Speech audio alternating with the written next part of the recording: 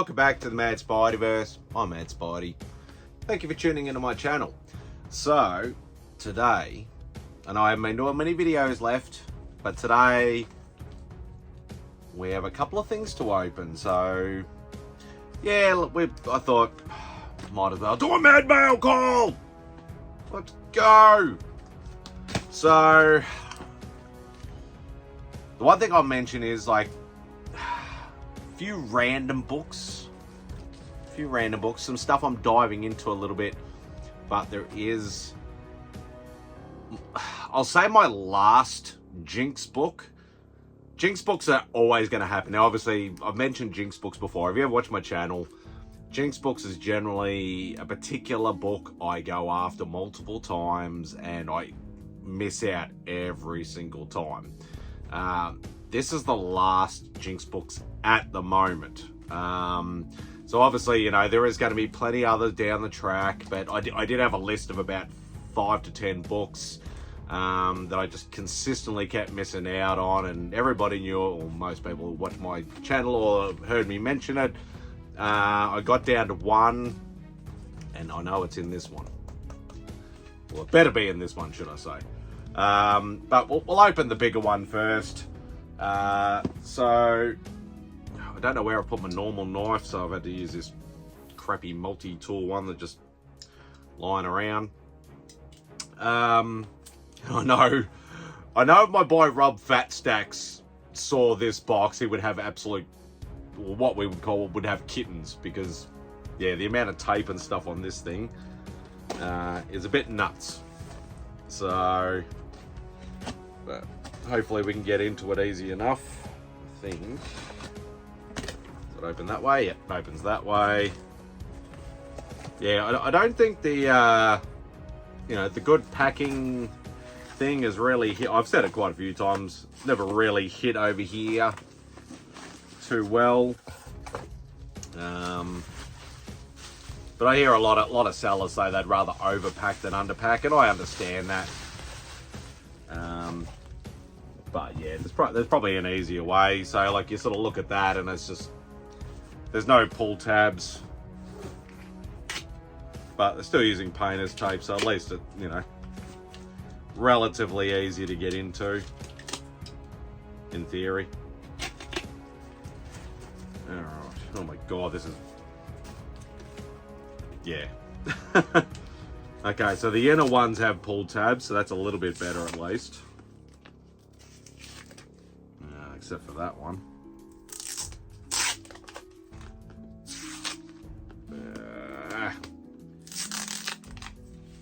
I know most people just, you know, do the fast forward trick on their editing thing, or, you know, edit out the unboxing altogether, you know, but I like to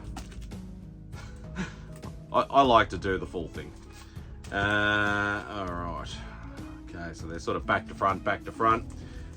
So you may have also heard me, like, I'm only passively collecting them because it is a decent size run. I think it's about 150 books or something like that. Is Marvel Team Up from the Bronze Age. I think it went maybe just into the Copper Age. I know a lot of guys and my friends in the States say, look, it's a great series to collect, lots of great stories, not too many big keys or anything like that. I know they could probably pick them up for $1. We can't over here, but so if I just see some random issues at a relatively reasonable price for over here, I'll just, as I said, passively pick them up. So I did pick up a few on one of my, this group here is from one of my Facebook comic groups here in Australia. So I do have Marvel Team Up number 4, so Spider-Man and the X-Men, and of course most of these are in sort of low to mid grade, but still very cool books indeed. This one's got a big stamp on the front. So Marvel Team Up featuring Spider-Man and the Savage Submariner, so number 14. And it's also good that a lot of the team-ups have Spidey in it, so that's always good for me.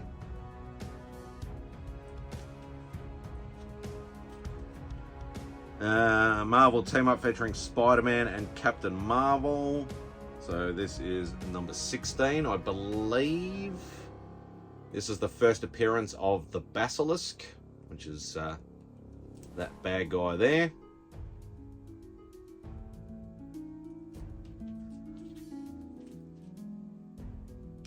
Marvel team up featuring Spider-Man and the Incredible Hulk. So number 54.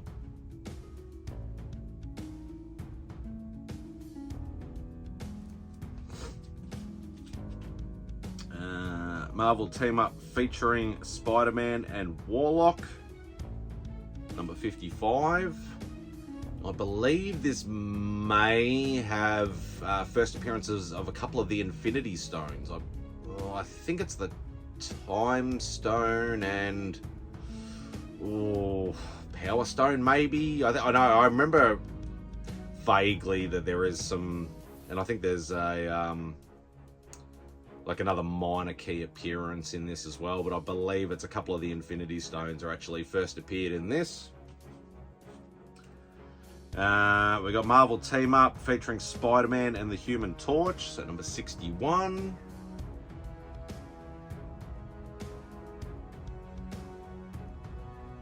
Yeah, so I'm not going to go too hard on these, but yeah, obviously if I can find some, as I said, for a reasonable price, then yeah, I'll try and pick them up. So Marvel team up Spider-Man and Guardians of the Galaxy, number 86.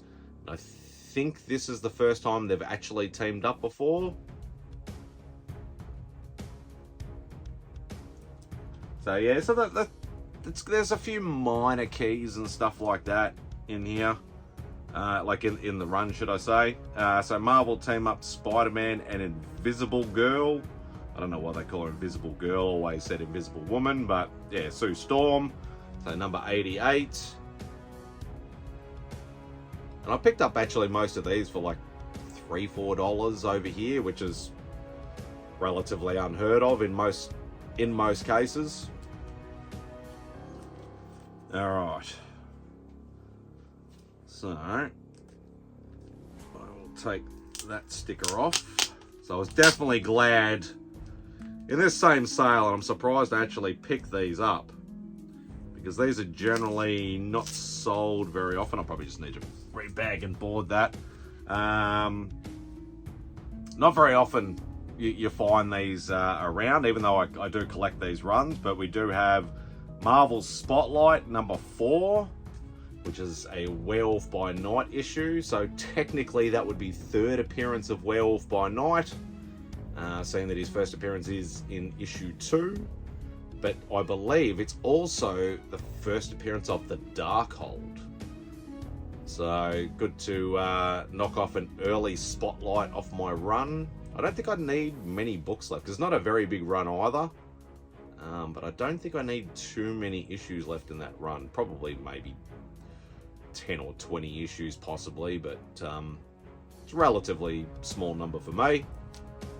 And the one book I was definitely happy to pick up, no major key element to this, but it is number 31, Werewolf by Night. So if you know me, you know what I've been collecting and what I've been chasing, especially recently in the last 12 to 18 months. I'm trying to finish this run. I believe this book now takes me down to only needing 4 issues, which I believe is 1 out of the normal run. I can't remember what number it is, but there's only 1 issue out of the normal run, and 3 of the giant size annuals. So yeah, just that one step closer to actually completing that run, which would be awesome. All right, now let's get into the smaller package. Hopefully this one has less packing inside. Or hardly any packing, but yeah, nice thick cardboard in between, which is really all you need just for a couple of books, so that's actually not too bad. All right, now, what the hell has he done here? He somehow like put them all in one bag or something. Okay. Oh, okay, put an extra bit of cardboard in the middle. and just shoved them in like an oversized poly bag. Alright. Oh, okay. That's interesting. Alright. So, this is not... The last book will be the Jinx book. So I do love this cover. It is sort of a mid-ish sort of grade one, but I've... yeah, this has been on the list for a little while as well. But not something that I've been really chasing. But it is a classic Doctor Doom cover, and it's the Uncanny X-Men issue 145.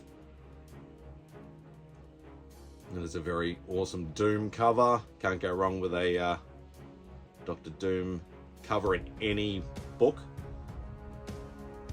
Because we sort of... I paid a little bit more than what I wanted to, but he has sort of sweetened the pot a little bit. He's actually thrown in an X-Men annual.